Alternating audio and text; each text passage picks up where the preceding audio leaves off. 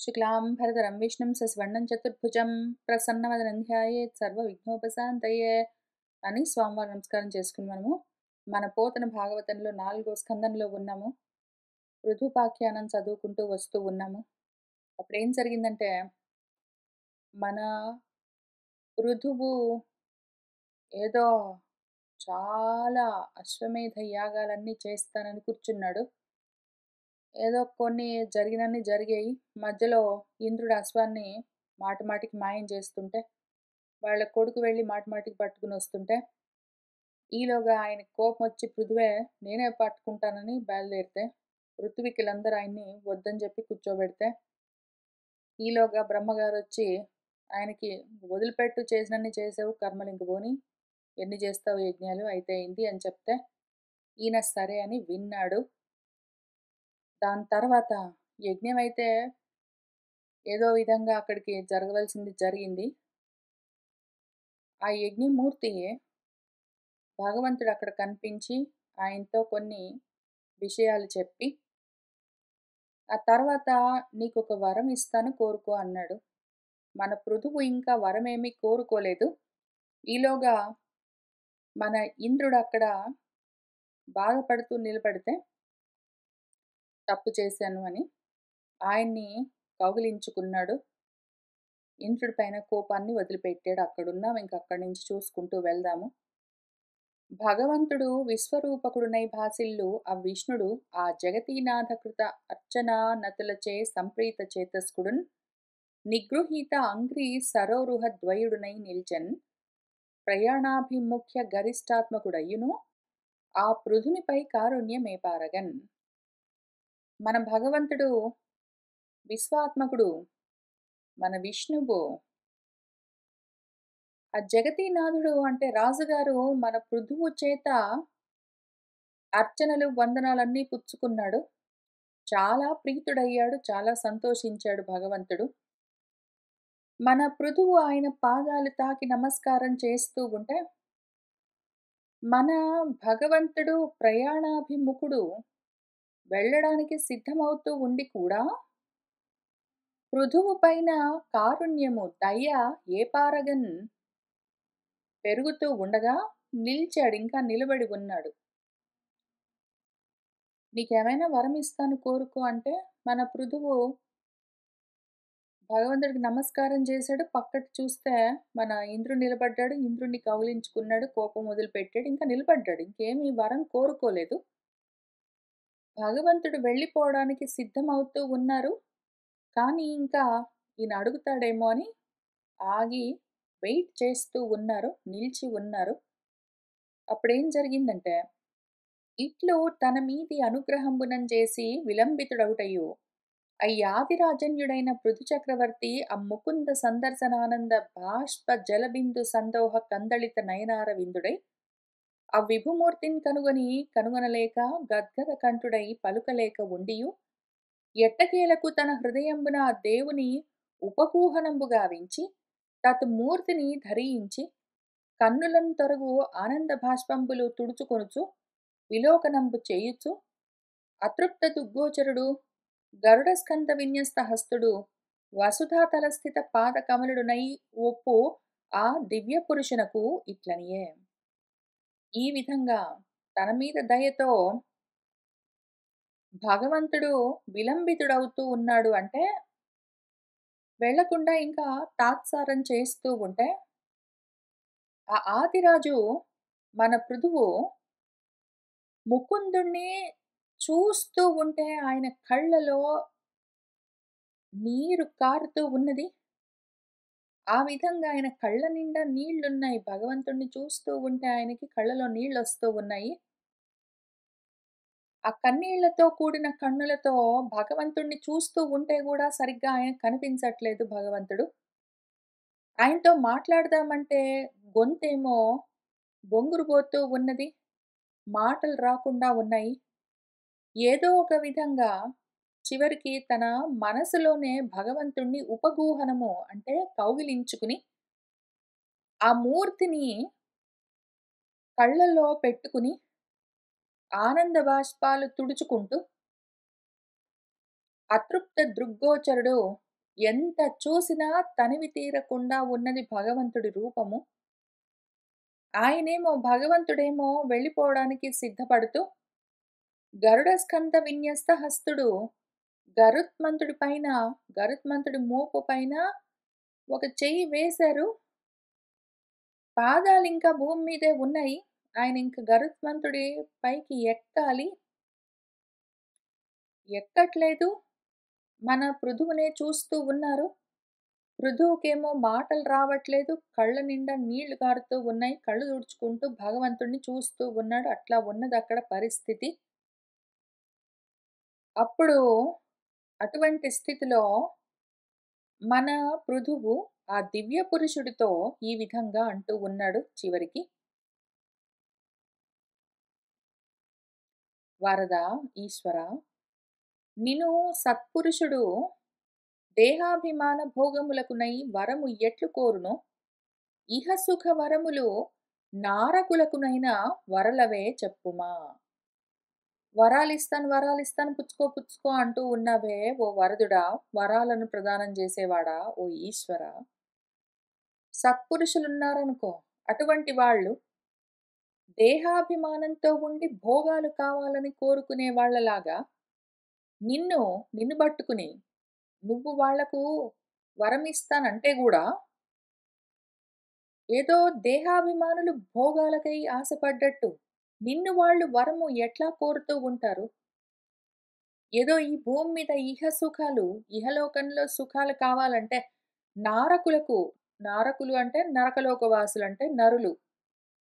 మనుషులకు ఎంతో కొంత సుఖాలు ఇహలోకంలో వరలవే చెప్పుమా. లేవా? ఈ లోకంలో ఎవడికుండే వాడికుంటాయి. ప్రతాడికి వాడి సుఖాలు, భోగాలు వాడికుంటాయి. ఎవడికి కావాల్సినవి వాడికుంటాయి. పెద్ద విషయం ఏంటి? వాటిని వాడు కావాలంటే సంపాదించుకుంటాడు. ఎట్లో ఒకట్లా అనుభవిస్తూ ఉంటాడు. నిన్ను కోరుకోవాల్సిన అవసరం ఉందా? నిన్ను పట్టుకుని ప్రాపంచికమైన సుఖాలు, భోగాలు తీర్చమని కోరికలుగా, వరాలుగా కోరుకుంటాడు ఎవడైనా తెలివి కలిగిన వాడు, మంచివాడు, మనిషి అన్నవాడు. ఉంటాయి. నారకులకు అంటే నరకంలో ఉన్న వాళ్ళకు గూడా. నరకము అంటే నరలోకం అని అర్థం. నరము అన్న, నరకము అన్న ఒకటే అర్థం. నరకం అంటే మళ్ళీ వేరేది ఇంకేదో ఉంది. నరలోకం అంటే మళ్ళీ ఇంకే వేరేదేదో ఉంది అని అనుకోరాదు. గ్రామర్ రూల్ ప్రకారము కకారం యాడ్ చేస్తే ఉన్న దాంట్లో ఆ రేంజ్‌లో తక్కువ రకం అని అర్థం. బాలుడు, బాలకుడు లాగా నరుడు, నరకుడు 2 ఒకటే అర్థము.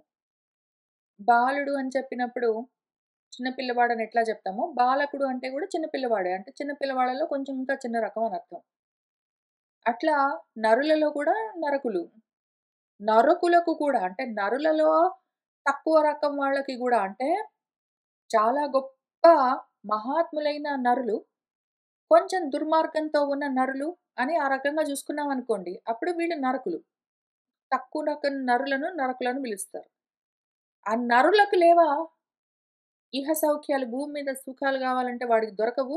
నిన్ను కోరుకోవాల పైగా వరంలాగా. నీ దగ్గర చెయ్యరా అంటే చేస్తారు. ఎంతమంది చెయ్యరు? మనం చూస్తూనే ఉంటాము. దేవుడి దగ్గరికెళ్లి నిలబడి. ఏంటో పూజలని జెప్తారు. ఏంటో దీపాలంటారు, పువ్వులంటారు, అక్షతలంటారు, నైవేద్యాలంటారు ఏంటేంటో అక్కడ బెట్టి. ఇంక దేవుడిని పట్టుకుని ఇహలోక సుఖాల కోసం ఏమేమో ప్రార్థిస్తుంటారు. ఏం జేస్తాం మూర్ఖులు. వాళ్ళకి కావాలంటే ఆ నారకమైన, తక్కువ రకమైన నరకంలోని అంటే నరుల లోకంలో ఉన్న, మనుష్య లోకంలో ఉన్న సుఖాలు లేవా? వాళ్ళు సంపాదించుకోలేరా? ఇంకా ఏమో కావాలని దేవుణ్ణి కూడా అడుగుతూ ఉన్నారంటే వీళ్ళ దైన్యానికి అందుకని వాళ్ళు నరకులు. తక్కువ రకం మనుషులు.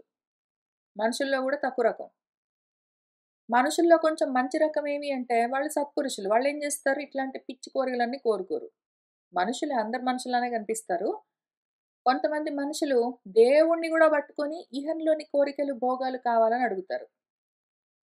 దేవుడు కనిపిస్తే గూడా సాక్షాత్తుగా భగవంతుడు దిగొచ్చి నీకేమిరా కావాలి అంటే ప్రమోషన్ గావాలి, ఉద్యోగాలు గావాలి, పిల్లలు గావాలి, పెళ్ళిళ్ళు గావాలి, ఇల్లు గావాలి, కారు గావాలి ఇంకివే అడుగుతారు. ఇవన్నీ ఉంటాయా? అసత్ పదార్థాలు, అశాశ్వతమైన వస్తువులు. కానీ అట్లా ఉంటారు. అటు సైడ్ ఇంకా దీనికి ఎక్స్‌ట్రీమ్ సైడ్‌లో ఉన్న వాళ్ళెట్లా ఉంటారు? ఇవన్నీ కోరుకోరు. అందరూ మనుషుల్లాగానే కనిపిస్తారు. మొత్తం అందరూ నరులే. నరుల్లో మళ్ళీ నరకులు గూడా ఉంటారు. మళ్ళీ నరకులంటే వేరు, నరక లోకం అంటే వేరు అని మళ్ళీ అమాయకత్వంతోటి ఉండరాదు మనం. ఆ మాయలో పడరాదు. ఉండవా? నాకవసరం లేదు. నిన్ను పట్టుకుని అవన్నీ ఎక్కడ అడుగుతాను నేను. సరే నీ ఇష్టము పృథూ. ఇహంలోకంలోని సుఖాలు, భోగాలు నువ్వే సంపాదించుకుంటాను అంటే సంపాదించుకో మరి. నిన్ను అడగవలసిన పనేముందిలే అన్నావు. అవును నిజమే. నువ్వు సంపాదించుకో. కానీ ఇంక వేరేవి ఇంకేమైనా ఉంటాయి గదా! మోక్షం లాంటివేమైనా ఇవ్వగలను నేను. ఇస్తాను ముకుందుడిని. నేను వరదుడినయినప్పుడు వరాలు ఎట్లైనా ఇస్తాను. నీకు వరం ఒకవేళ మోక్షం కావాలంటే అది ఇస్తాను పట్టు అని భగవంతుడు అడుగుతాడో ఏమో అని అందుకోసం ఏం చెప్తున్నాడంటే, ఘనమగు దేవా ఈ వరమే గాదు. ఏది ప్రాపంచిక సుఖాలు, భోగాలన్న వరాలే గాదు. మహాత్మక వాక్ వినిర్గతంబగు తావకీన చరణాంబుజ చారు మరంద రూపమై తనరిన కీర్తియున్ విని ముదంబును పొందంగలేని మోక్షమైనను మదిని కోరనొల్లనో. అఘనాశ, రమేశ, సరోజలోచన ఒక మాట చెప్తాను విను. అఘనాసుడు అంటే అఘములంటే పాపములు. పాపాలను నశింపచేసేవాడా? ఆత్మారామత్వానికి ఈశ్వరుడై ఉన్నవాడా? సరోజముల వంటి పద్మాల వంటి కన్నులున్నవాడా? నీకొక మాట చెప్తాను విను. ఘనమైన ఓ దేవా! నీ ఘనకార్యాలు అంతా ఇంతా గాదు. నీ గొప్పతనం అంతా ఇంతా గాదు. నువ్వు ఇస్తానన్నావు గాబట్టి, నేను పుచ్చుకోవడం కోసము ఏవో ఈ ఇహలోకానికి, ఈ భూలోకానికి సంబంధించిన కోరికలు అడగను అంటే ఇంకేమైనా అడగంటావేమో. ఈ వరమే గాదు. మహాత్మకులు అంటే గొప్ప ఆత్మతత్వ జ్ఞానం కలిగిన వాళ్ళు. వాక్కుల ద్వారా ఒకవేళ నీ గురించి చెప్తూ ఉంటే, వాళ్ళ వాక్కుల్లో నుంచి వినిర్గతం బయటికి దొర్లుతూ ఉన్న తావకీన నీ యొక్క చరణాంబుజ చారు మరంత రూపమై తనరిన కీర్తి.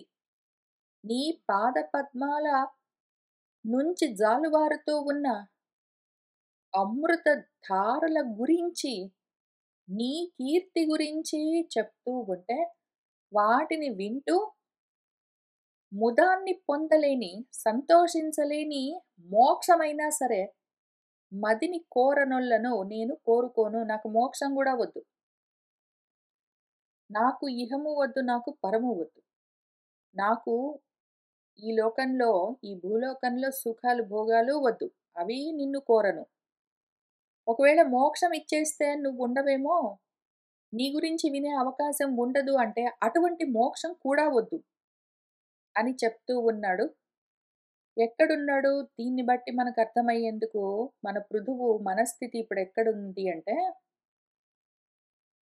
ఆయన సగుణ సాకార భక్తితో ఉన్నాడు.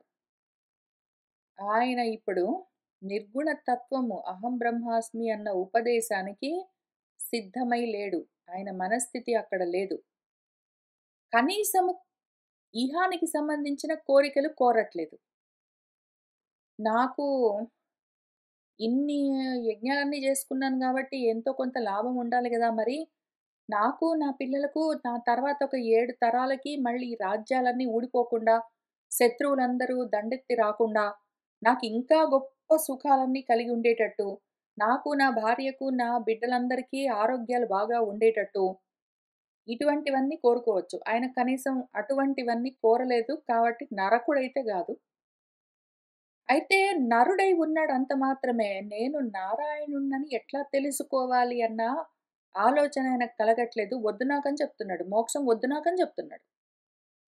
వద్దు నాకని చెప్తున్నాడాయన. ఎందుకు మోక్షము?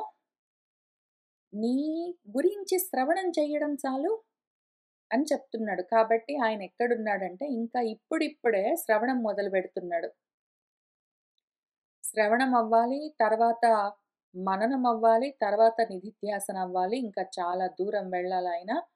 ఇంకిప్పుడిప్పుడే శ్రవణం కావాలి అని కోరుకుంటున్నాడు. ఇంకా మొదలుపెట్టలేదు.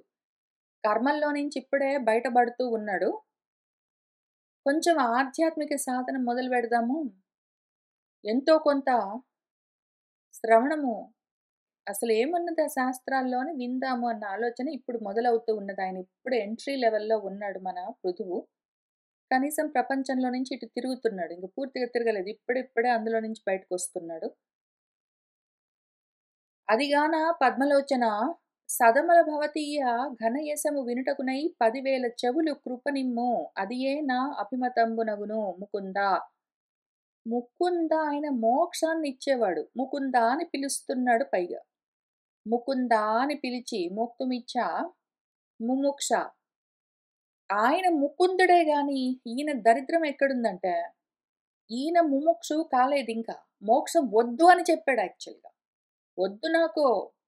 మోక్షమైనా సరే నేను మనసులో గూడా కోరుకోను. నాకు మనసులో గూడా ఆలోచన లేదని జెప్పాడు. కాబట్టి ఆయన ముముక్షుత్వంతోటి లేడింకా.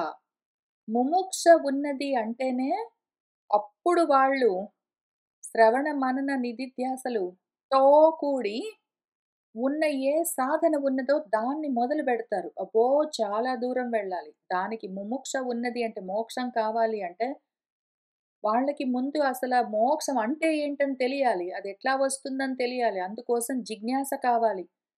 జిజ్ఞాస ఉన్నంత వరకు సరిపోదు. మళ్ళీ ప్రాపంచికమైన విషయాల్ని పూర్తిగా వదిలిపెట్టగలగాలి. అందుకు వైరాగ్యం కావాలి. ఆ తర్వాత దాంతో పాటు అసల మెట్లెక్కాలి అన్న కోరిక ఉండాలి. ఆరురుక్ష. ఆరురుక్ష ఉంటేనే వాడు ముని అయితేనే యోగారూఢ స్థితి కలిగితేనే ఇంక చాలా ఉంది విషయము. ఆయన ఎక్కడ ఇంకా మొదట్లోనే ఉన్నాడు. ఆయనకి ఇంకా ముముక్షుత్వం లేదు, జిజ్ఞాస లేదు, ఆరురుక్ష లేదు, అసలు వైరాగ్యం ఇంకా కలగలేదు, ఏమీ లేదు. ఈయన ముకుందుడని తెలుస్తుంది గానీ, మనవాడు ముక్తి కావాలన్న కోరుకునే ముని కాలేదింకా. ఆయన ముకుందుడే గాని ఈయన ముని కాలేదింకా. కానీ ఐడెంటిఫై చేసాడు ఆయన ముకుందుడని. కాబట్టి అందుకని ఓ పద్మలోచన నువ్వు రెడీగా ఉండిండొచ్చు. నువ్వు వరం ఇస్తాను పట్టు, వరం ఇస్తాను పట్టు అంటే మోక్షమన్న వరాన్ని, ఫలాన్ని కోరుకోవచ్చు కదా! ఆహా! భగవంతుడు మోక్షమన్న వరం ఎట్లా ఇస్తాడు అంటే, ఓకే. ఇవాల్టి నుంచి నువ్వు ముక్తుడివి పో అని భగవంతుడు సర్టిఫై చేస్తే నేను టపీమని ముక్తుడినయిపోయానని అట్లాంటివి గాదు. ఈ ముకుందుడు మనకు మోక్షమన్న వరాన్ని ఎట్లా ఇస్తాడు అంటే జ్ఞానాన్ని ఉపదేశం జేస్తాడు. మనకు మోక్ష మార్గాన్ని ఉపదేశం చేస్తే మనము మళ్ళీ మనన నిధిధ్యాసనలతో పాటు మరి శ్రవణం ఉండాలి ఫస్ట్ దానికి. వాళ్ళు ఆత్మజ్ఞానాన్ని బోధ చేస్తే, ఆ ఉపదేశాన్ని శ్రవణం చేసి, ఆ తర్వాత ఇంక అక్కడికైపోలేదు మననము, నిధిధ్యాస చేస్తే, అప్పుడు మనకు మోక్షం వస్తుంది. ఆ విధంగా మోక్షాన్ని ఇస్తారెవరైనా. భగవంతుడు మోక్షాన్ని ఎట్లా ఇస్తాడాయన ముకుందుడయ్యి అంటే, ఆత్మోపదేశం చేస్తారు. ఈయన పట్టుకోవడానికి రెడీగా నేను లేను, నాకొద్దు అని చెప్పాడాయన.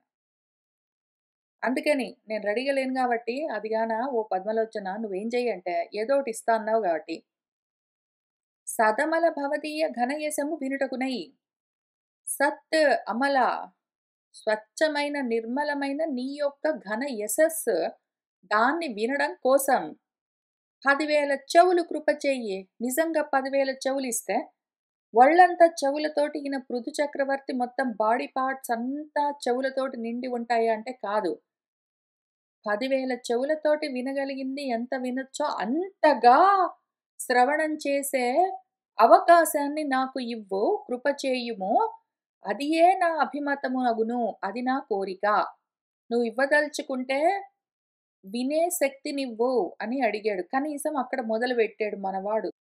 శ్రవణం చెయ్యాలన్న చోట మొదలుపెట్టాడు. ఎక్కడ ఆయనకి జిజ్ఞాస లేదు, ఇంకా ముముక్ష లేదు, ఆరురుక్ష లేదు, ఏవి లేవు గానీ, ఆయనకి ఎక్కడున్నది ఇచ్చ ఇంతకి అంటే, శుశ్రూష దగ్గర ఉన్నది.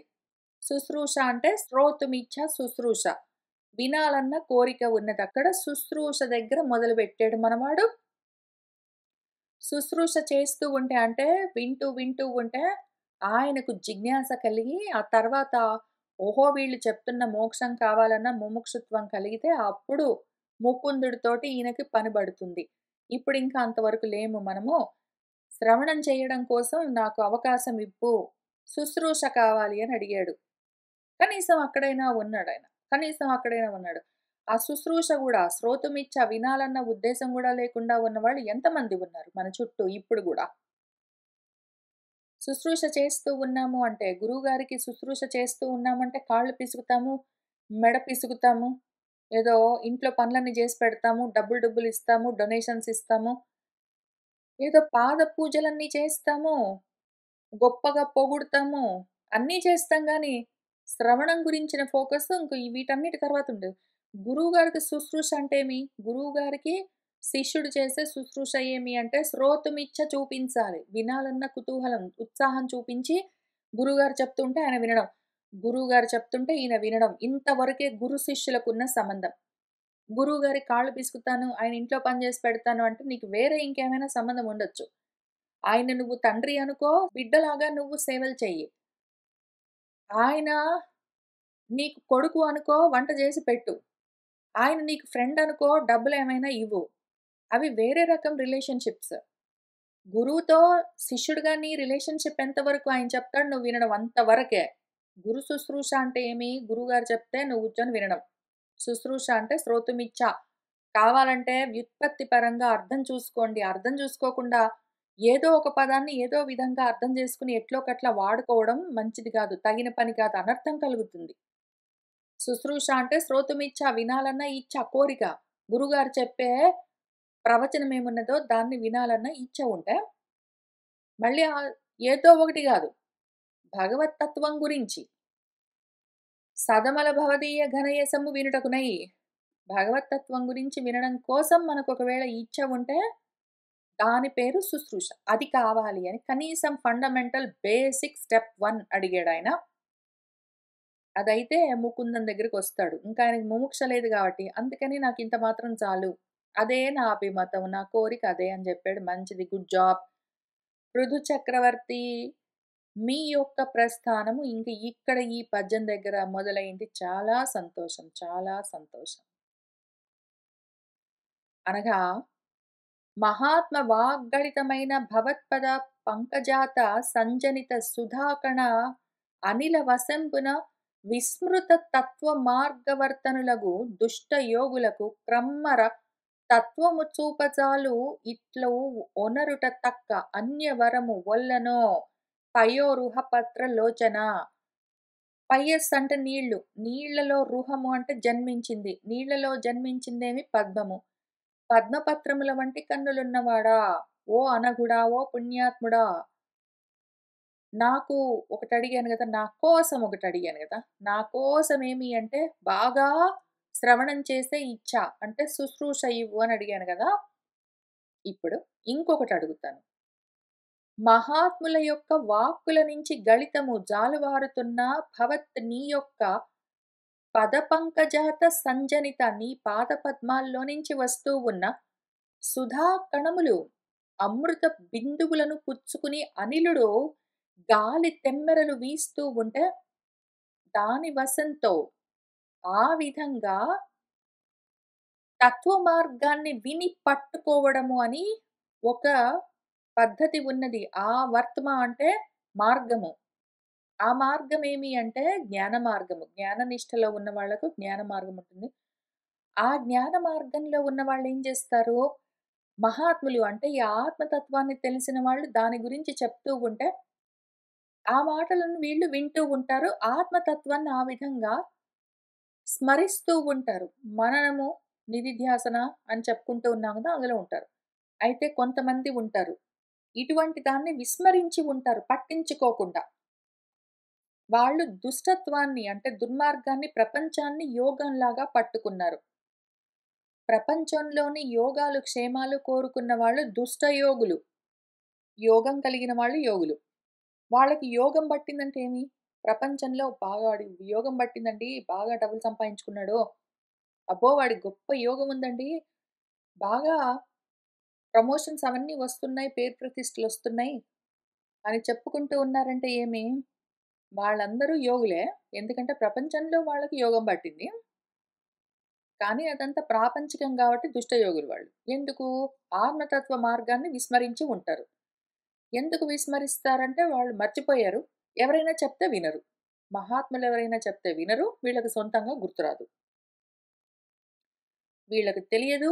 ఒకటి చెప్తే వినడు. ఆ రకంగా ఆత్మతత్వాన్ని పూర్తిగా విస్మరించి, మర్చిపోయి, పోగొట్టుకుని ఉన్న వాళ్ళెవరున్నారో, అటువంటి దుష్టయోగులకు అంటే దుర్మార్గంగా ప్రపంచ కర్మలు చేసుకుంటూ ఉన్న వాళ్ళెవరున్నారో దుర్మార్గులు, దుష్టులు, దరిద్రులు అని ఎందుకు ఈ మాటలు వాడుతూ ఉన్నామంటే అవన్నీ తిట్లు గాదు. ఆ మార్గాన్ని చెప్తూ ఉన్నాము. దుర్మార్గము, సన్మార్గం అంటే సత్.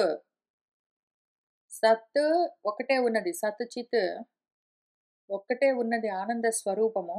ఏకం ఏవ అద్వితీయం. అది కాకుండా దానికి అపోజిట్ డైరెక్షన్‌లో ఉన్నది అసత్. ఆ అసత్ మార్గము దుష్ట మార్గము. కాక దాన్నే దుర్మార్గము అని గూడా పిలవచ్చు. దుష్ట మార్గమైన అంటే దూష్యమైన మార్గము, దుర్మార్గము 2 ఒక్కటే అర్థము. అది సత్ మార్గానికి అపోజిట్ మార్గం అని అర్థం. దుష్ట మార్గం అంటే దొంగతనాలు చేయడము, అబద్ధాలాడడము, పక్కన వాడిని దోచుకోవడము, బెదిరించడము, ఏడిపించడము, మర్డర్స్ చేయడము ఇట్లాంటివన్నీ దుష్టులు, దుర్మార్గం చేసేవాళ్ళు చేసే పనులు అని అనుకోవాల్సిన పని లేదు. ప్రపంచంలో కర్మలు చేస్తూ ఆత్మ ఎరుక పోగొట్టుకున్న వాళ్ళు దుర్మార్గంలో ఉన్నారు. వాళ్ళు దుష్టులు. ఎవరైతే ఆత్మ ఎరుకతో ఉన్నారో వాళ్ళు సన్మార్గంలో ఉన్నారు. వాళ్ళు శిష్టులు.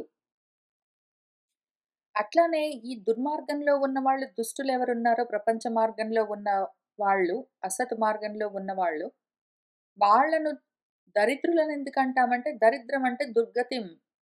దుర్గతిని ఎవరు పొందారో వాళ్ళు దరిద్రులు.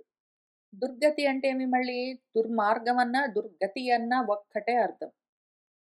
దుర్మార్గం అంటే దుష్టమైన మార్గం. ప్రపంచ మార్గాన్ని పట్టుకున్న వాళ్ళు. దుర్గతి అంటే గతి అన్న మార్గం అన్న ఒకటే. దుర్గతి అంటే దుష్టమైన గతి అంటే ప్రపంచ మార్గం. పట్టుకున్న వాళ్ళు అని అర్థం. దుర్గతి కలిగిన వాడు దరిద్రుడు అని అర్థం. దరిద్రానికి అర్థం దుర్గతి పట్టిన వాడు అని అర్థం. వాడికి దరిద్రం పట్టింది అంటే వాడు దుర్గతిలో పోతూ ఉన్నాడు. అంటే ప్రపంచ మార్గం బట్టి పోయాడు అని అర్థం.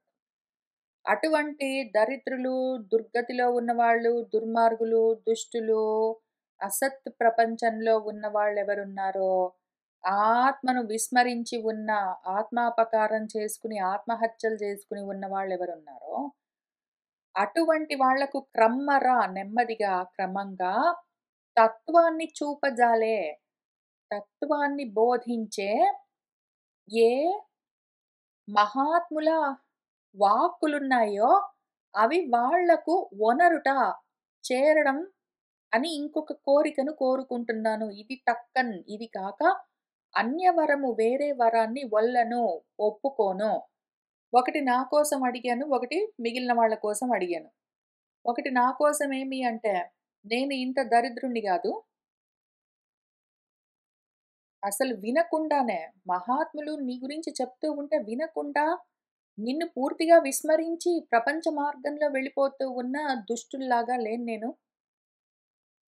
పూర్తిగా శిష్టుణ్ణి గూడా గాదు. నీ వైపుకి తిరిగాను నేను. కాబట్టి నాకు కొంచెమైనా ఇంత మాత్రం తెలివితేటలు కలిగాయి గాబట్టి నాకు వినే శక్తినివ్వు.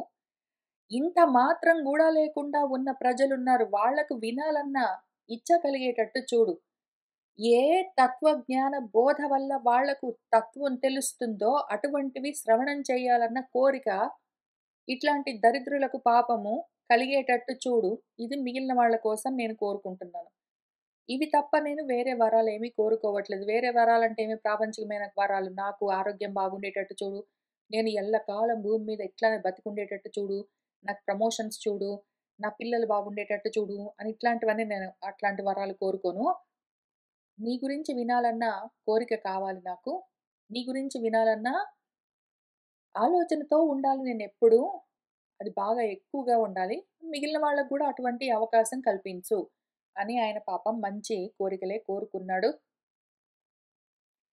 వినుత మంగళ యశో విభవ సర్వేశ్వర ఇందిరా గుణసంగ్రహ ఇచ్చం జేసి ఏ నీదు శివతరంబైన సత్కీర్తిని అర్థిమై వరించెనో అట్టి కీర్తి కలిత సత్పురుష సంగమము కల్గుచునుండ ధృతిని ఎవ్వడేని యాదృచ్ఛికతను చేసియు ఒక్క మాటు చెవులార విన్నవాడు అనయంబును గుణజ్ఞుడు అయ్యనేని విరతిని ఏ రీతి పొందును ధరణిన్ పశువుందక్క తక్కిన తజ్ఞుడు ధనుజభేది కాన ఉత్సుకమతినైన నేను లక్ష్మీకరణి నిన్ను భజింతును ఓ పరమ పురుష.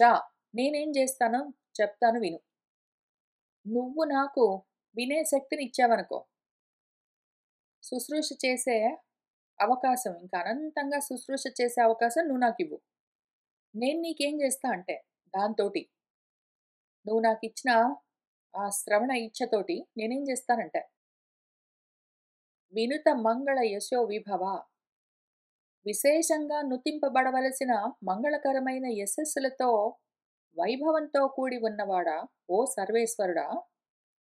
ఇందిర ఉన్నది గదా పాపం లక్ష్మీదేవి. ఆమె గుణ సంగ్రహ ఇచ్చం చేసి నీ గుణాలను ఆమె పట్టేసుకోవాలన్న కోరికతో సగుణంగా నిన్ను సాధించాలన్న ఇచ్ఛతో ఏ నీదు ఏ నీ యొక్క శివతరమైన మంగళకరమైన సత్కీర్తిని అర్థమై కావాలని కోరుకుని వరించిందో ఇందిరాదేవి లక్ష్మీదేవి ఏం చేసింది నీ గుణాలను పట్టుకున్నది కదా.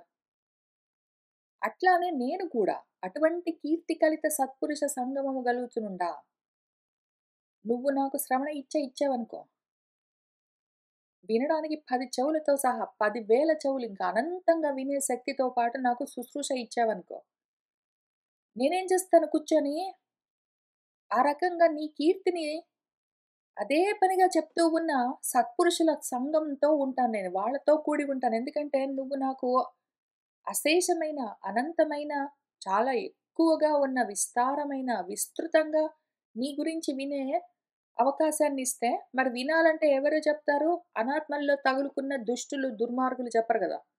సన్మార్గంలో ఉన్నవాళ్ళు సత్పురుషులు చెప్తారు పాపం. సత్తు తెలిసిన వాళ్ళు చెప్తారు. వాళ్ళతోటి సంగమం పెట్టుకుంటాను. వాళ్ళతోటి కూడి ఉంటాను నేను. నువ్వు నాకు గొప్పగా శుశ్రూష ఇస్తే కూడా, వినాలన్న కోరిక నువ్వు నాకిస్తే కూడా, నేను అసత్తులనే పట్టుకొని ఉన్నాననుకో, సత్పురుషులను పట్టుకుని, వాళ్ళు చెప్తూ ఉన్న విషయాల్ని వినడం నేను చెయ్యట్లేదనుకో, అప్పుడు నువ్వు వరం ఇచ్చి వ్యర్థమవుతుంది. కాబట్టి నువ్వైతే అదివ్వు. నేనేం చేస్తానంటే సత్పురుషులను చూసుకుంటాను. నీ గురించే చెప్పేవాళ్ళని చూసుకొని, పోయి వాళ్ళతోటే సంగమం పెట్టుకుంటాను. వాళ్ళతోటే సంఘం. వాళ్ళతో సహవాసం చేస్తాను. వాళ్ళతో పాటు కూడి ఉండడం నేను ప్రయత్నపూర్వకంగా అలవాటు చేసుకొని అక్కడ పోయి కూర్చుంటాను. ఆ రకంగా ఉండేసరికి ఏమవుతుంది, నీ గురించే వింటూ లక్ష్మీదేవి నిన్ను పట్టేసుకున్నట్టు నేను నిన్ను పట్టేసుకుంటాను. ఎట్లా లక్ష్మీదేవి ఎట్లా పట్టుకుంది? సగుణంగా పట్టుకుంది. నేను ఈయన ఇంకా నిర్గుణం వరకు ఆయన మనసు రాలేదు కదా! పాపం ఇప్పుడే స్టార్ట్ చేస్తున్నాడు. ఆయనకి జిజ్ఞాస కూడా లేదింకా. ఓన్లీ శుశ్రూష దగ్గరున్నాడు. కాబట్టి ఆయన ఎక్కువ మనం ఎక్స్‌పెక్టేషన్స్ పెట్టుకోవద్దు ఇప్పుడే మన పృథువు పైన. కనీసం నేను అటువంటి స్థితి కోరుకుంటున్నాను. నేను కూడా లక్ష్మీదేవిలాగా నిన్ను సేవించడం కోరుకుంటున్నాను.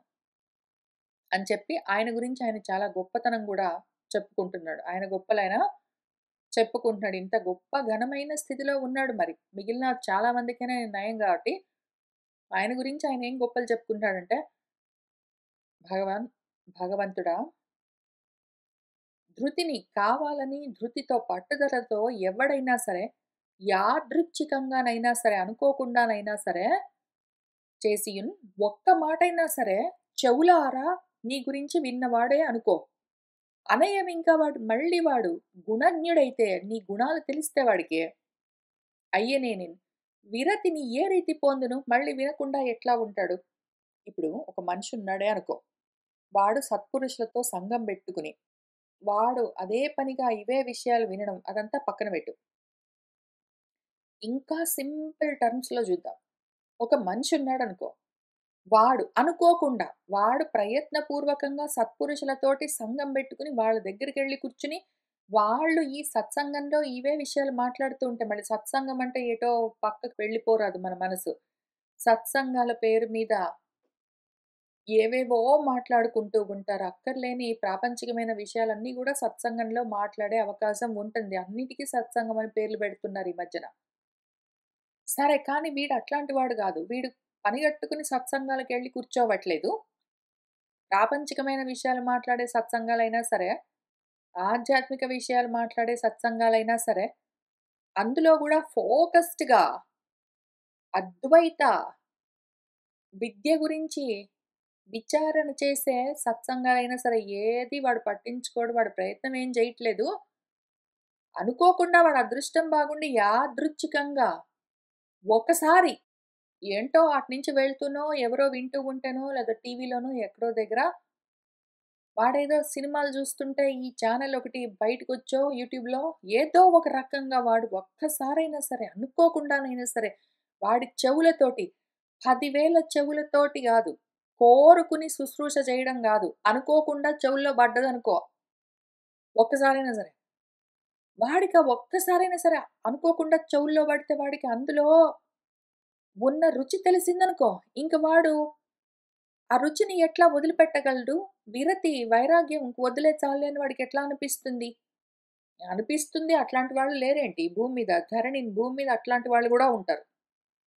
అద్వైత ఆత్మ విజ్ఞాన బోధ ఎవరైనా చేస్తూ ఉంటే, వినాలంటే వినబుద్ధి గాకుండా ఉన్నవాళ్ళు, లేచి వెళ్ళిపోయేవాళ్ళు, ఇంట్రెస్ట్ లేదని చెప్పేవాళ్ళు, ఏం వింటాం ఎన్ని సార్లు వింటాం అనుకునేవాళ్ళు ఉండరా అంటే ఉంటారు. పశువులు వాళ్ళందరూ.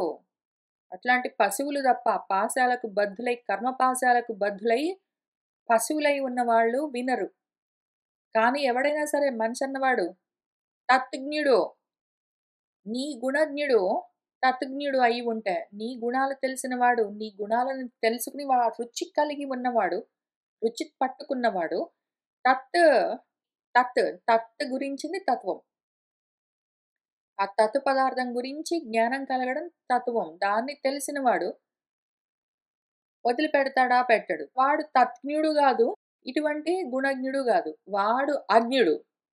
అజ్ఞాని వాడు పశుప్రాయంగా భూమి మీద మనిషి రూపంలో బ్రతుకుతూ ఉంటాడంటే, అటువంటి వాళ్ళు ప్రాబబ్లీ పట్టుకోలేరేమో. కానీ నేను అనుకోకుండా యాదృచ్ఛికంగా అటెటో పడిపోతూ ఉంటే చెవుల్లో ఓసారి ఎవరో మాట్లాడుకుంటూ ఉంటే నీ గురించి వినడం గాదు. పనిగట్టుకుని పోయి అక్కడే గూర్చొని సత్పురుషులు నీ గురించి మాట్లాడుతూ ఉంటే వినాలి అని కోరికతో ఉన్నాను. ఆ వరం ఇమ్మని కూడా అడుగుతూ ఉన్నాను. అందుకని ఓ ధనుజ భేది ధనుజులను భేదించేవాడా కానా కాబట్టి నేనేం జేస్తానంటే, ఉత్సుకమతిని అయి చాలా ఉత్సాహంగా నీ కథలు వింటూ భావన ఎట్లా జేస్తాను మనసులో పరమోత్సాహంగా నేను లక్ష్మీకరణిన్ లక్ష్మీదేవిలాగా నిన్ను భజిస్తాను, నిన్ను చేరుతాను, నేను సేవిస్తాను ఓ పరమపురుష అని చెప్పాడు ఆయనకి నమస్కారం. ఇట్లు భవదీయ సేవా తత్పరులమైన ఇందిరను నేనున్ ఏక పదార్థాభిలాషం చేసి స్పర్ధమానులమగుచున్న మా ఇద్దరకును పర్యాయ సేవం చేసి కలహంబు లేకుండా నిమ్మో ఇంకొకటి కూడా చేయను నా కోసం. ఎందుకంటే మనిద్దరం కలిసి సాధించాలి ఓ భగవంతుడా ఈ విషయము. నేనొక్కడిని చేయలేను. నువ్వు నేను ఇద్దరం కలిసి చేయాలి. నువ్వు ముందు నాకేం చెయ్యి, నీ గురించి వినాలన్న కోరిక నా మనసులో కలిగేటట్టు చూడు. అది అట్లానే ఉండేటట్టు చూడు. నేనేం జేస్తాను, అందుకోసం సత్పురుషులను వెతుక్కుంటూ బోయి, అక్కడే గూర్చొని వాళ్ళు చెప్తూ ఉన్నవన్నీ వింటాను. అప్పుడు నువ్వేం చెయ్యి, ఈలోగా నేను లక్ష్మీదేవిలాగా నిన్ను సేవిద్దామని గూర్చుంటే, భవదీయ సేవా తత్పరులమై ఉంటాము ఇద్దరము. నీ సేవ, నిన్ను సేవించాలని అదే తత్పరతతోటి ఒకవైపు ఇందిర, ఒకవైపు నేను ఇద్దరము ఉంటాం. నీకున్నవి పాపం 2 కాళ్ళనుకో. మేము చెరొక్క కాళ్ళు పట్టుకుని, ఇద్దరం ఆ కాళ్ళు పిసుకుతూ సేవ చేయొచ్చు. లేదా 2 కాళ్ళు నేనే చేస్తానని ఇద్దరం గొడవలు పెట్టుకోవచ్చు. లేదా కుడి కాలు నీది, ఎడం కాలు నాది, ఎడం కాలు నాది, కుడి కాలు నీది అని ఇద్దరం గొడవలు పెట్టుకోవచ్చు. లేదా నువ్వు గట్టిగా పిసుకుతున్నావు, నేను తక్కువగా పిసుకుతున్నానని గొడవలు పెట్టుకోవచ్చు. నువ్వు ఎక్కువ సేపు, నేను తక్కువ సేపు అనొచ్చు. ఈ రకంగా రకరకాలుగా ఎందుకంటే ఏక పదార్థం. ఉన్న పదార్థం నువ్వు ఒక్కడివే పాపం. నిన్నొక్కడినే ఆ పదార్థాన్ని అక్కడ పెట్టుకొని, నీ పాదాలు పట్టుకొని మేము సేవ చేద్దామంటే, ఆ అభిలాష మా ఇద్దరికి ఒకటే మరి. దాంతో చేసి దానివల్ల స్పర్ధమానులమవుతాం మేమిద్దరం. కాంపిటీషన్ పెరిగే అవకాశం ఉంది మా ఇద్దరికి. అదిగో నీ కాలు గొప్ప, నా కాలు తక్కువ. లేతే నువ్వెక్కువ సేపు, నేను తక్కువ సేపు. అదిగో నువ్వు గట్టిగా, నేను తక్కువగా అని ఈ రకంగా కాంపిటీషన్స్ తోటి నిన్ను సేవించే అవకాశం ఉంటుంది మరి మా ఇద్దరికి. అట్లాంటప్పుడు నువ్వేం చెయ్యి, పర్యాయ సేవ. ఉండండి ఇద్దరు 2 కాళ్ళు పట్టుకొని ఇద్దరు కొట్లాడుతున్నారక్కడ. మీరు పర్యాయంగా అంటే ఒకళ్ళ తర్వాత ఒకళ్ళు. ఇద్దరు కలిసి అక్కడే కూర్చొని, చెరొక కాలు పట్టుకుని, రకరకాలుగా పిసుకుదామని, అది కూడా నీ కాలు, నా కాలు అనుకుంటూ చూసి, ఈ రకంగా కాకుండా ఇద్దరు ఒకళ్ళ తర్వాత ఒకళ్ళు ఈ సేవ జేయడం అన్నది ఆ పని బెట్టుకోండి అని, మా ఇద్దరికి కలహం లేకుండా, మేమిద్దరం గొడవలు పెట్టుకోకుండా, కొట్లాడుకోకుండా ఉండేటట్టు చూడు. లేకుండాని ఇమ్ము. అటువంటి ఒక అవకాశాన్నివ్వు. ఓకే. మేమిద్దరం గొడవలు పెట్టుకుంటే, నేను లక్ష్మీదేవి ఇద్దరం పక్కన పక్కన కూర్చొని, నీ కాళ్ళు పట్టుకొని, ఇద్దరము గొడవలు పెట్టుకుంటూ ఉంటే, స్పర్ధలు, కాంపిటీషన్స్ తోటుంటే, నువ్వు మా ఇద్దరి గొడవలు తీర్చి, ఇదిగో ముందు నువ్వు, తర్వాత నువ్వు అని వాళ్ళు నాతో చెప్తే గూడా మేము ఊరుకోము. నువ్వు ముందు లక్ష్మీదేవి ముందు కాళ్ళు ఒత్తుతుంది, తర్వాత నువ్వు చెయ్యి అన్నావనుకో, మళ్ళీ నాకు కోపమొస్తుంది. నన్ను ముందు చేయమన్నావనుకో, తర్వాత ఆమెను చేయమంటే మళ్ళీ ఆమెకు కోపమొస్తుంది. మళ్ళీ ఇవన్నీ నువ్వు ఎట్లా మేనేజ్ చేస్తావో తెలీదు గానీ, మా ఇద్దరిని నువ్వు మేనేజ్ చెయ్యి. మా ఇద్దరికి గొడవలు రాకుండా నువ్వే చూసుకో. ఇది నీ పని. లక్ష్మీదేవితో సమానంగా సేవలు చేయడం పని నాది. మా ఇద్దరికి గొడవలు రాకుండా చూసుకునే పని నీది. ఓకే. లేకపోతే ఇంకొక ఆప్షన్ గూడా జెప్తాను. మా ఇద్దరికి గొడవలు రాకుండా.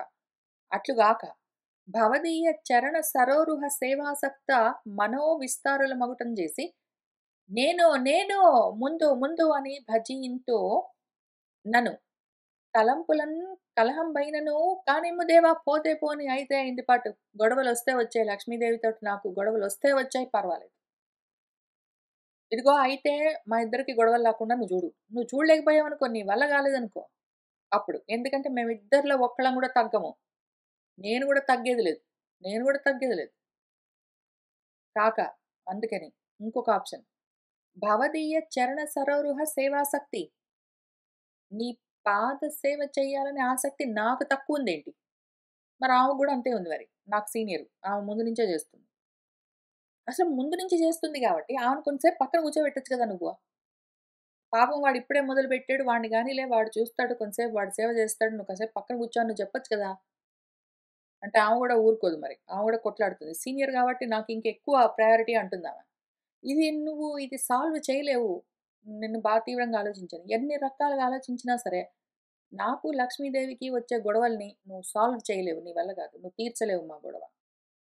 కాబట్టి మా ఇద్దరికి మరి అటువంటి ఆసక్తి. ఆమె కన్నా తక్కువుందేంటి నాకు? మనోవిస్తారం. మా ఇద్దరి మనసు అట్లానే వ్యాపిస్తున్నది మరి నీకు సేవ చేయాలని. అగుటం చేసి అందుకని.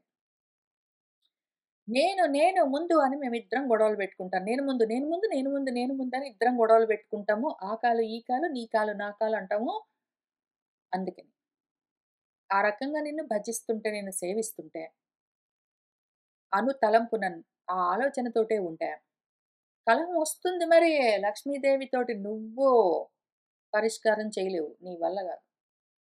అయినను కానిమ్ము దేవా పో. అయితే అయింది పో. గొడవలొస్తే వచ్చాయి. లక్ష్మీదేవితోటి నేను కొట్లాడవలసొస్తే అయితే అయింది పట్టు. నేను మాత్రం ఈ సేవ చేయకుండా మానుకోనన్నాడు. సరే అంత బీభత్సంగా, అంత ఘనంగా ఆయన సేవ చేయాలనుకుంటే చాలా మంచిది.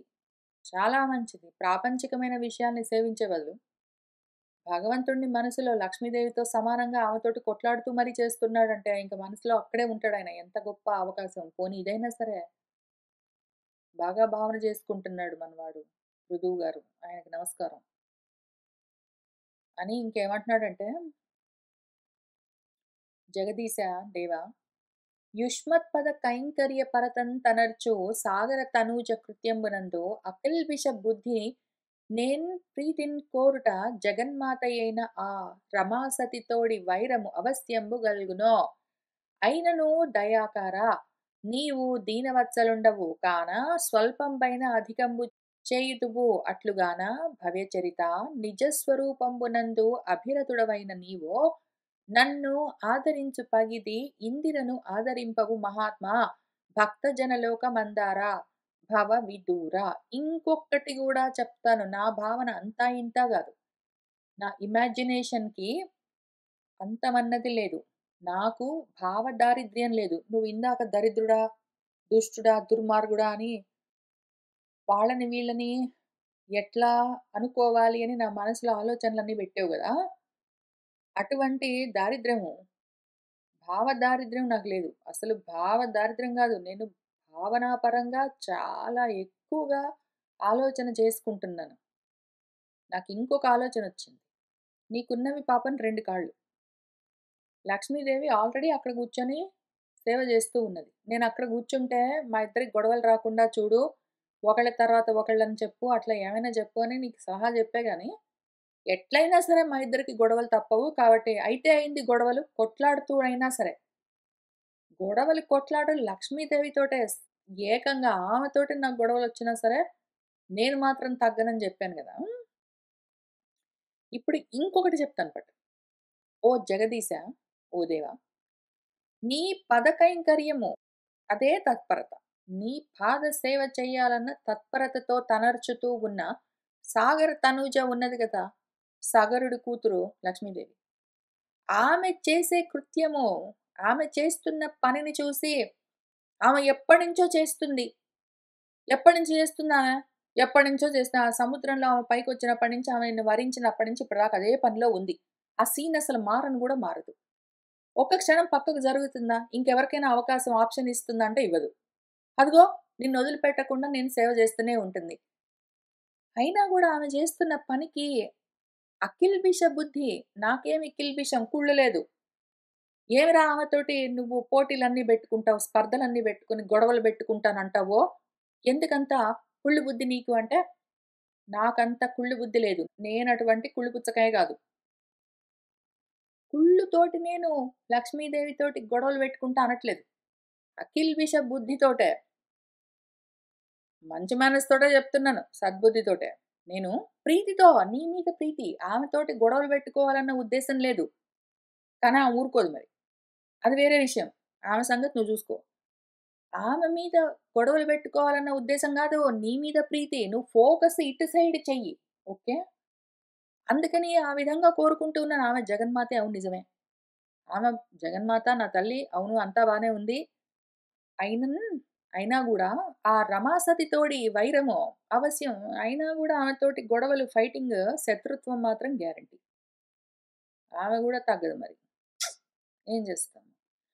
ఇంకొక విధంగా ఆలోచిద్దాం పట్టు నువ్వు నేను. ఎందుకంటే ఈ విషయాలన్నీ మళ్ళీ లక్ష్మీదేవికి జెప్పేవు. ఆమెకు జెప్పకు. మనిద్దరం మాట్లాడుకుందాం. నువ్విప్పుడు గరుత్మంతుడిని ఎక్కి ఆ వైకుంఠానికెళ్ళిపోయిన తర్వాత మళ్ళీ ఆమె జాబ్‌లోకెళ్తుంది.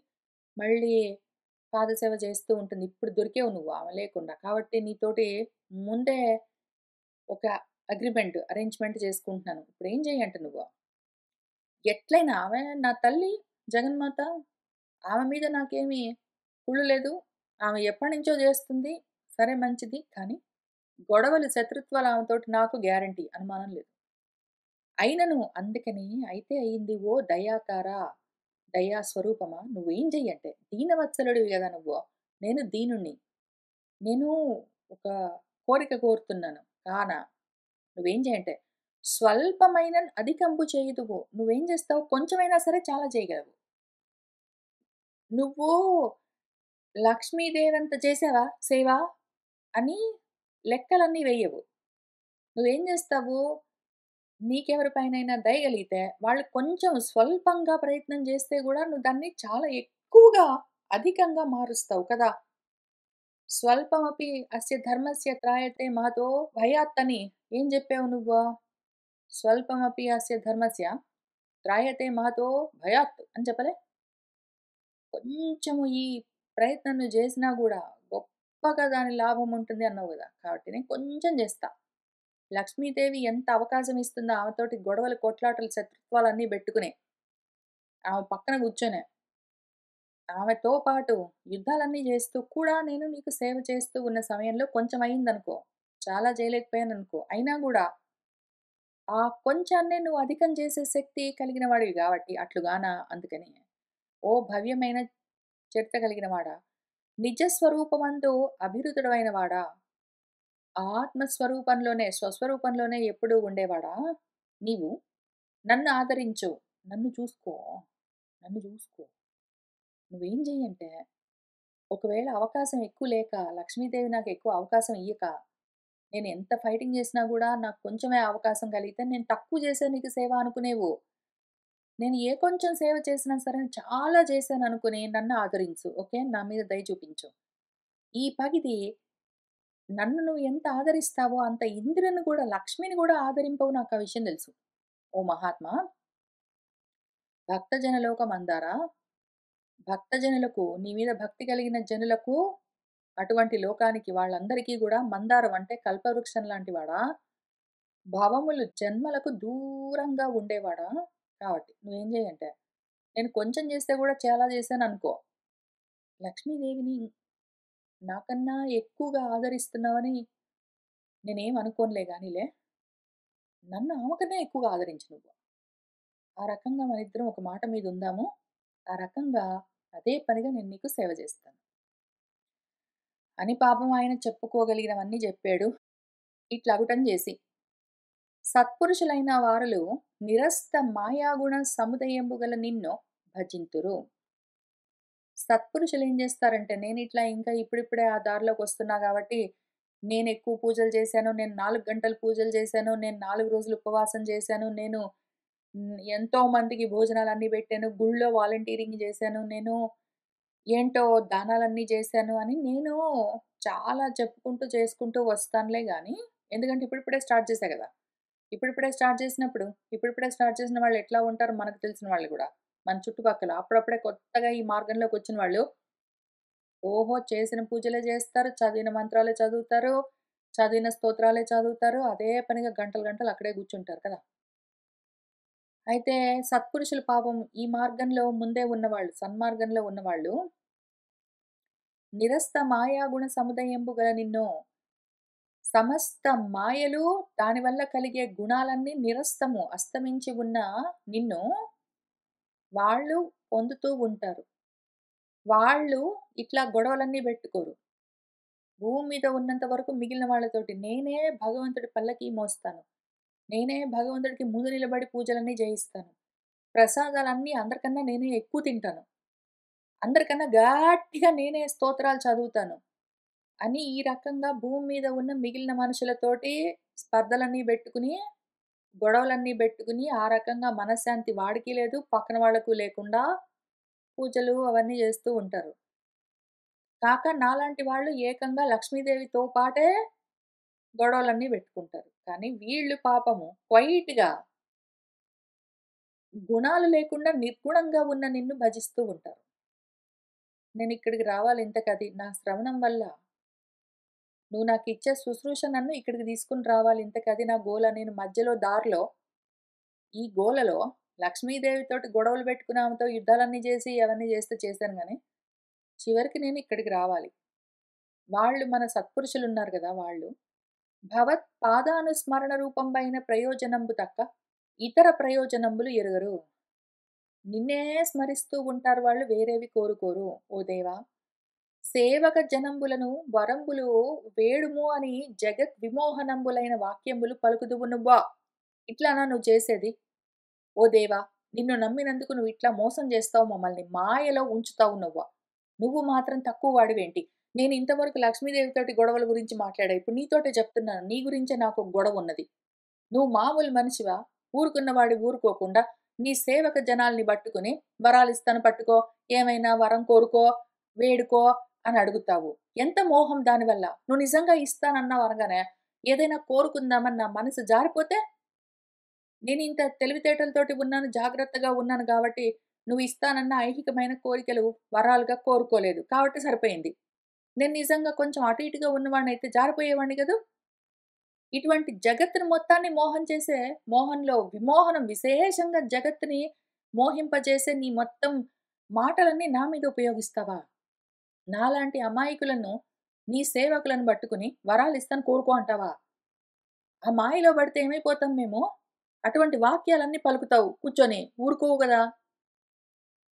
ఆడ లక్ష్మీదేవితోటి నేను సేవ చేస్తాను. ఆమెతో పాటుగా నేను కోరుకుంటుంటే, ఇక్కడ కూర్చొని నువ్వు చిలకలాగా నవ్వులన్నీ నవ్వుతూ, ఏమైనా వరం ఇస్తాను కోరుకో పృథువు అని అడుగుతావు. నేను డిస్ట్రాక్ట్ అయితే? అమ్మా! అటువంటి భవదీయ వాక్య తంత్రి నిబద్ధులు లోకులు గాకుండిరేని, ఫలకాములై కర్మంబులను ఎట్టు ఆచరింతురు కాబట్టి. నీ వాక్యాలు తంతులు తంతులుగా తీగలు పారినట్టు పారుతాయి. మెత్తగా, తియ్యగా, మృదువుగా, తీగలు పాకినట్టు మాటలన్నీ మాట్లాడతావు. దానికి నిబద్ధులై ఆ పాశాలకు నీ వాక్కులన్న పాశాలకు బద్ధులై లోకులు పాపము మాయలో పడితే వాళ్ళేమైపోతారు? అట్లా కాకుండా ఉన్న మనుషులెవరైనా ఉన్నారనుకో నాలాగా, చాలా తెలివితేటలతోటి జాగ్రత్తగా ఉండి, నీ మాటలు పట్టుకొని, నీ మోహంలో నువ్వు చూపించిన మాయలో, ఆ మోహంలో పడకుండా ఉన్నవాళ్ళు, తెలివి కలిగిన వాళ్ళు నాలాంటి వాళ్ళున్నారనుకో, అటువంటి వాళ్ళు ఫలకాములై నువ్విస్తానన్న వరాలన్నీ పుచ్చుకుంటాము అన్న కోరికలతో కర్మలన్నీ ఎట్లా ఆచరిస్తారు? చేయరు గదా! అందుకని వద్దంటున్నాను. ఓ ఈశా! భవదీయ మాయా విమోహితులై జనులు ఏమి కారణంబున నీకంటే ఇతరంబులు కోరుచుందురో? అయినా నిన్ననడానికి ఏముందిలే నువ్వు చెప్తావు నువ్వు చాలా చెప్తావు. నువ్వు చాలా చెప్తావయ్యా! నువ్వు తక్కువ వాడివేంటి? నువ్వు జగన్నాటక సూత్రధారివి. ఆ సూత్రాలు, తంత్రులు ఈ జగత్తన్న నాటకాన్ని నడిపించడానికి నీ చేతిలో ఉన్న సూత్రాలు, దారాలు, తాళ్ళేమి, పాశాలు నీ మాటలే గదా! వాక్కులని పైగా. వేద వాక్కులు అని వేదాలన్నీ రాసిచ్చావు. వాటిని పట్టుకుని ఆ మోహంలో ఉండి ఏవో ఫలాలాశించి, ఆ కామాలతో, కోరికలతో కర్మలు చేస్తూ వాళ్ళు ఇక్కడిక్కడే ఉంటారు. అయినా గూడా నిన్ను ఒక్కడినని ఏమి ఉపయోగంలే. నాలాగా తెలివితేటలతో ఉండొచ్చు కదా కొంతమంది. కొంతమంది ఎందుకు అందరూ.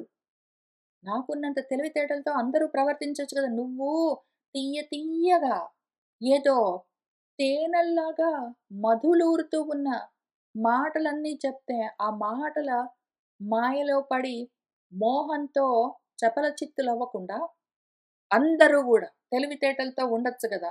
ఎందుకుండరో ఏంటో! నువ్వు అంటే అన్నావు వాళ్ళు వినాలని ఎక్కడుంది రూలు? నాలాగా జాగ్రత్తగా ఉండొచ్చు కదా! ఓ ఈశా! భవదీయ మాయా విమోహితులై నువ్విట్లా తీయగా మాట్లాడేసరికి, వాళ్ళు ఆ మాయలో పడి, ఆ మోహంతో జనులో ఓహో! ఈ ప్రజలు ఏ కారణంతో నీ దగ్గరికొచ్చి నిన్నే కావాలని కోరకుండా మూర్ఖులు వేరేవన్నీ కోరుతారో ఏంటో దేవుడా! నాకర్థమే కాదు. నాకు నిజంగా గూడా అర్థం కాదు. నీ దగ్గరికొచ్చి నువ్వు కావాలని కోరుకోరు మూర్ఖులు. నీ దగ్గరికొచ్చి ఇంకేవో కావాలని కోరుకుంటారు. ఎందుకు కోరుకుంటారు? అంటే నీ మాటలు అట్లా ఉంటాయనుకో, వరం ఇస్తాను కోరుకో అంటావు. వాళ్ళు మోహంలో పడి అవును గదా! ఇస్తా అన్నాడని వీళ్ళు కోరుకుంటారు. నువ్వు అనడం అట్లానే ఉంది. వాళ్ళు వినడం అట్లానే ఉన్నదే. నీతోటి గాదు గానీ, లక్ష్మీదేవితో పాటు గొడవలు పడుతూ అయినా సరే, అక్కడ కొట్లాడుకుంటూ ఆమెతోటి శత్రుత్వం తెచ్చుకొని అయినా సరే, అక్కడ కూర్చొని సేవ చేస్తాను. నీ మాటలు నేను అసలు అందుకని లక్ష్మీదేవి నీ కాళ్ళ దగ్గర కూర్చొని ఎందుకు సేవ చేస్తుంది ఎప్పుడు అని ఇంతకాలం ఆలోచిస్తే అర్థం కాలేదు నాకు. ఇప్పుడు తెలిసింది. నీకు దగ్గరగా కూర్చుంటే ఈ మాటలన్నీ చెప్తావు. నీ కాళ్ళ దగ్గర కూర్చుంటే నీ మాటలకి కొంచెం దూరంగా ఉండొచ్చు గదా! అదనమాట. నువ్వు అక్కడి నుంచి చిలకలాగా నవ్వుతూ, చిరునవ్వులన్నీ ఒలకబోస్తూ, కళ్ళతోటి వాటితోటి హావభావాలన్నిటితో రకరకాలుగా ముద్దుగా మాట్లాడుతుంటే, నీ దగ్గరగా కూర్చుంటే, నీ హృదయం దగ్గర కూర్చుంటే ఇంకేముంది అయిపోతావు. మొత్తం కట్టేస్తావు మమ్మల్ని. ఆహా! అందుకనే ఆమె అంత అంత అందుకనే ఆమె నాకు సీనియర్ అయింది. అందుకని ఆమె నాకు సీనియర్. ఆమె ఎంతో తెలివితేటలతోటి నీ దగ్గర కూర్చుంటే, "వక్షస్థలంలో కూర్చో లక్ష్మి. ఇక్కడ నా వక్షస్థలం దగ్గర కూర్చో లక్ష్మి" అంటే గూడా, "నువ్వు అక్కడ ఉండు" అని ఆమె అక్కడెందుకుంటుంది కాళ్ళ దగ్గర? అదిగో నీ వక్షస్థలం దగ్గరుంటే ఒళ్ళో కూర్చోబెట్టుకొని, గుండెలో కూర్చోబెట్టుకొని ఇట్లాంటి మాటలన్నీ చెప్తావు. మాయ చేస్తావు లక్ష్మీదేవిని గూడా. అందుకనే ఆమె అంత దూరంగా కూర్చుంటుంది. నీకు సేవ చేయాలి కాబట్టి నీ దగ్గరుండాలి. నీ మాటలను వింటే ఇట్లా మోహం చేస్తావు గాబట్టి దూరంగా ఉండాలి. అందుకనే ఆమె నాకు సీనియర్. నీతోటి గాదులే గానీ, నువ్వేంటో చెప్తావు, వీళ్ళేంటో వింటారు. నేను నా సంగతి జూస్తాను. ఇట్లవటం జేసి కాబట్టి. తండ్రి ఒక తండ్రి ఉన్నాడనుకో, తనంతన బాలహితంబు ఆచరించునట్లు, మాకు నీవే హితాచరణంబు ఆచరింపన్ అర్హుండవో. కాబట్టి అట్లగుటం జేసి, ఓ తండ్రి, నువ్వు నాకు తండ్రి. నా తల్లితోటి అయినా సరే గొడవలన్నా పెట్టుకుని నేను నీ దగ్గర ఉందామనుకుంటున్నాను. ఎంతకి తెగిస్తున్నానో చూసుకో. జగన్మాత నా తల్లి ఆమెతోటి శత్రుత్వం పెట్టుకోవడానికి గూడా నేను బయలుదేరుతున్నానంటే ఎంతకు నేను బయలుదేరుతూ ఉన్నానో చూడు నువ్వు. చూసి నాకు తోచింది నేను చేస్తానని చెప్పాను.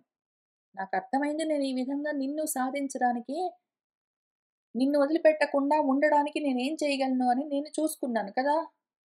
ఇప్పుడు నువ్వేం చెయ్యంటే ఇంక ఫైనలీ మంచో చెడో నాకర్థమైంది నేను జెప్పాను. కానీ ఒక తండ్రి ఉన్నాడనుకో, తనంత తానే పిల్లలకి వాళ్ళ మంచి వాళ్ళకేం తెలుస్తుంది?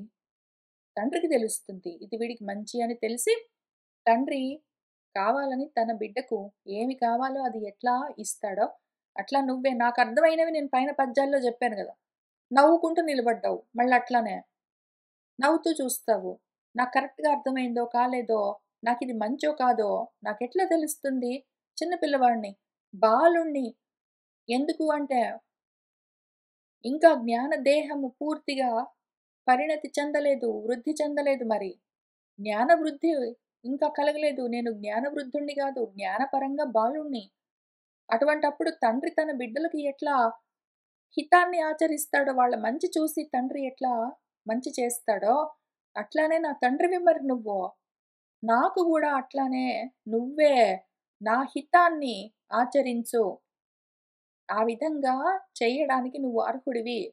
నాకర్థమైంది నేను చెప్పాను. కానీ నా మంచేంటో చూసి ఆ విధంగా నువ్వే చెయ్యి. ఏం వరం కావాలి కోరుకో అని నన్నడగడం గాదు. నాకేది మంచో అది నువ్వే చెయ్యి అని చెప్పాడు. ఈ విధంగా కూడా చెప్పిన మన పృథువుకు మళ్ళీ ఇంకోసారి నమస్కారం అని పలికిన ఆది రాజర్షి అయిన పృథు చక్రవర్తి అర్థవంతంబులైన వచనంబులు విని విశ్వద్రష్టయగు నారాయణుడు సంతుష్టాంతరంగుడై ఇట్లనియే. ఈ విధంగా మన ఆదిరాజు ఆయన మనసులో ఉన్నది చెప్పాడు మన పృథువు. ఆయన మనసులో ఉన్న అర్థము, ఆయన కోరుకుంటూ ఉన్నదేమి ఆయన ఎన్ని రకాలుగా చెప్పినా సరే, లక్ష్మి అన్నాడు, గొడవలన్నాడు, సేవ అన్నాడు, మిగిలిన వాళ్ళు ఎందుకు ఇట్లా చెడిపోతున్నారు అన్నాడు. నాకు మాత్రం బాగా తెలిసింది అన్నాడు. నాకేమీ తెలీదు అన్నాడు. ఆయన ఎన్ని చెప్పినా సరే, ముఖ్యంగా ఆయన చెప్పిన విషయం ఏమి అంటే, నిన్ను వదిలిపెట్టకుండా ఉండే మార్గం చూపించు అని అడిగాడు. అటువంటి అర్థవంతమైన మాట అడిగాడు కాబట్టి, ఆ మాటలు విని మన విశ్వద్రష్ట అన్నీ విశ్వం అంటే సర్వం మొత్తం చూడగలిగిన వాడు. సర్వసాక్షి నారాయణుడు. సంతుష్టాంతరంగుడై చాలా సంతోషించి ఈ విధంగా అంటూ ఉన్నాడు మన పృథువుతో. మహారాజా! దైవ ప్రేరితుడవై నా ఎడన్ ఇట్టి బుద్ధి కలుగుటం చేసి అచలాచలంబగు భక్తి ఒడము దానిచే దుస్తరంబగు మదీయ మాయంతరింతువో నీవు నాచే ఆదిష్టంబగు కృత్యంబు అప్రమత్తుండవగుచు ఆచరించినన్ సకల శుభంబులు పొందుదువు అని అభినందించి అనుగ్రహించి అతడు కావించు పూజలు గైకొని గమనోన్ముఖుడయ్యన్ అయ్యవసరంబున దైవం వల్ల దైవవశాత్ దైవ ప్రేరేపితము ఎందుకు అంటే దైవం అంటే ప్రారంధం నీ ప్రారంధం ఎట్లా ఉన్నది అంటే నీ కర్మ నిన్ను ఇటువైపు ఆత్మతత్వాన్ని తెలుసుకోవాలన్న ఆలోచన వైపుకి నడిపిస్తూ ఉన్నది కదా నీ ప్రారంధం నిన్ను ఇటువైపుకి తిప్పింది ఆ రోజు వచ్చింది నీకు కాబట్టి నా ఎడ నీకు ఇటువంటి బుద్ధి కలిగింది నేను కావాలన్న బుద్ధి కలిగింది నీకు